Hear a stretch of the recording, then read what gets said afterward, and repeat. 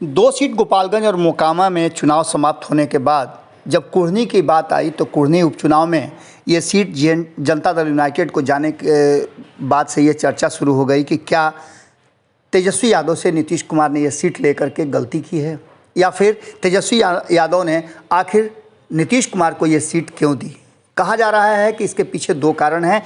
पहला तो ये कि नीतीश कुमार खुद चाहते थे कि वो भारतीय जनता पार्टी के सामने अपना दमखम दिखाएं। वहीं दूसरी तरफ गठबंधन धर्म का पालन करते हुए कहीं ना कहीं इस पूरे मामले को तेजस्वी यादव ने भी समझते हुए यहाँ गठबंधन के नाम पर इस सीट को जनता दल यूनाइटेड को दे दिया।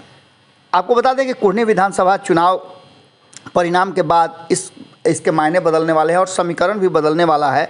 अब समीकरण किस तरह से बदलेगा ये बातें तो अब आने वाला समय बताएगा, लेकिन एक बात आप मान के चलिए कि नीतीश कुमार ने बहुत सोची समझी रणनीति के तहत कुढ़नी का सीट लिया है।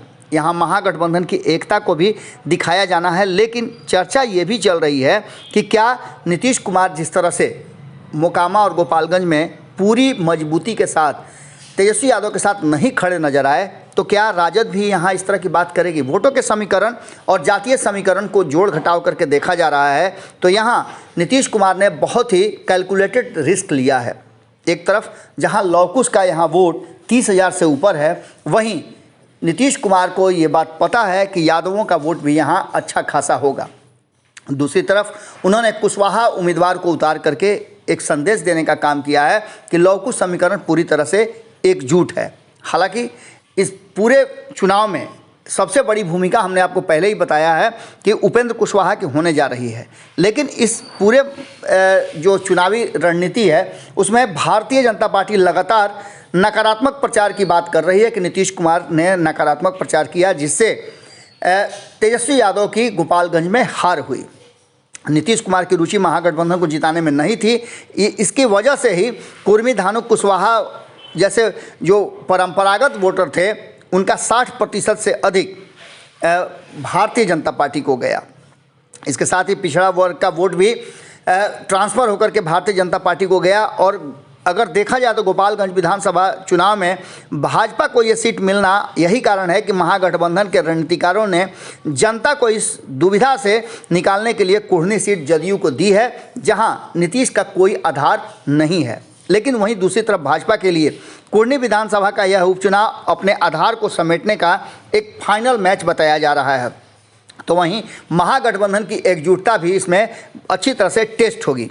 जिस तरह से मोकामा में भूमिहारों का आधार वोट लगभग 50% राजद की झोली में चला गया, उसी तरह से भूमिहारों के साथ साथ अन्य सवर्ण वोट वीआईपी के नीलव कुमार और भाजपा के केदार गुप्ता के बीच बंटने की पूरी संभावना व्यक्त की जा रही है। कहा तो यहाँ तक जा रहा है कि इस लड़ाई में भारतीय जनता पार्टी का कहना है कि हम अपने दम पर इस चुनाव को जीतेंगे और ख़ास करके महागठबंधन की लड़ाई हमारे लिए फ़ायदेमंद होगी। महागठबंधन की लड़ाई का मतलब मुकेश सहनी के वीआईपी और जदयू के बीच का है। इसके साथ ही ये भी कहा जा रहा है कि जिस तरह से नीतीश कुमार ने राष्ट्रीय जनता दल को ऐसे ही बेसहारा छोड़ दिया था पिछले चुनाव में, वैसे ही राष्ट्रीय जनता दल के लोग भी इस चुनाव में नीतीश कुमार को बेसहारा छोड़ेंगे।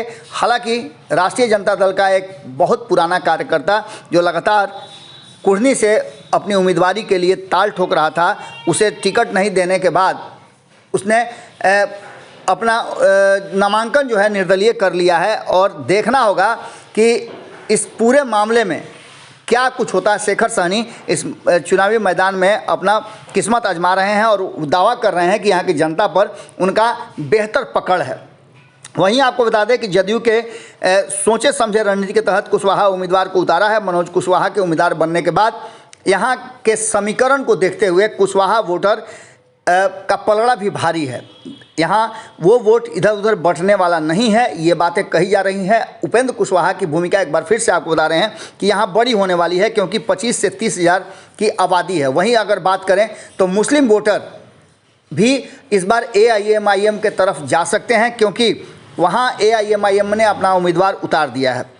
बात वीआईपी की करें तो वीआईपी ने भूमिहार उम्मीदवार को उतार करके और ज़मीनी कार्यकर्ता को उतार करके कहीं ना कहीं एक बात तो तय किया है कि वो चुनाव में जीवित रहना चाहती है और इस बार चुनाव जो लड़ रही है वो इसलिए लड़ रही है कि जीत हासिल करे। अब इन सारी बातों को लेकर के यहाँ जो निर्णायक वोटर हैं वो जातीय आधार पर निश्चित रूप से यहाँ भी गोलबंदी होगी और अपने अपने जातीय वोटरों को लुभाने और उनको वोट देने के लिए कई कारणों को के साथ मजबूर किया जाएगा।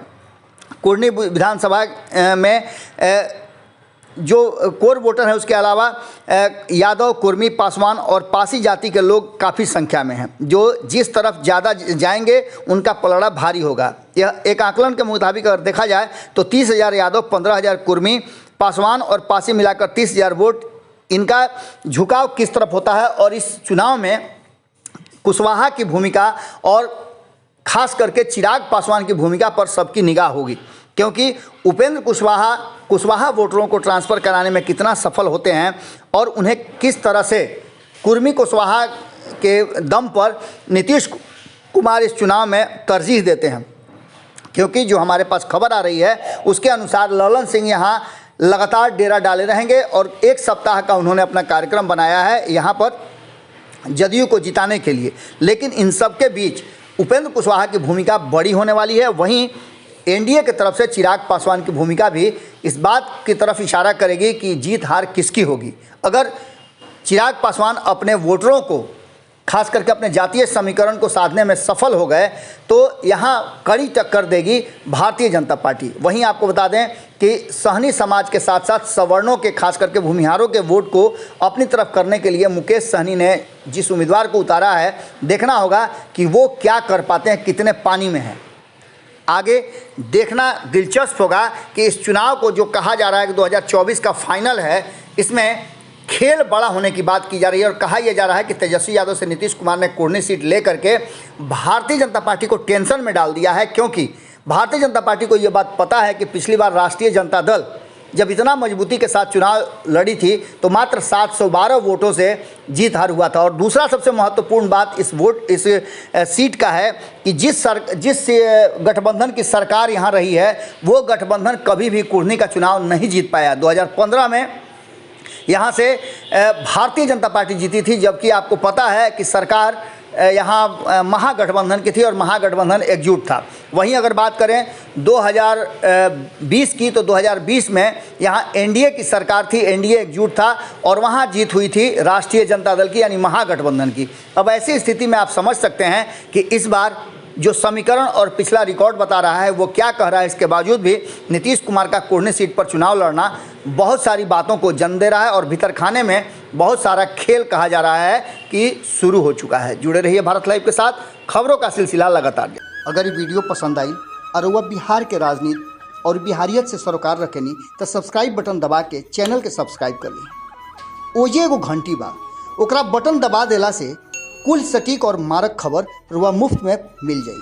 अगर रुआ पत्रकारिता के हमनी के नया प्रयोग में सहयोग कर चाहतानी तो ज्वाइन बटन दबा दी। पेटीएम नंबर नोट कर ली 9386816700। धन्यवाद।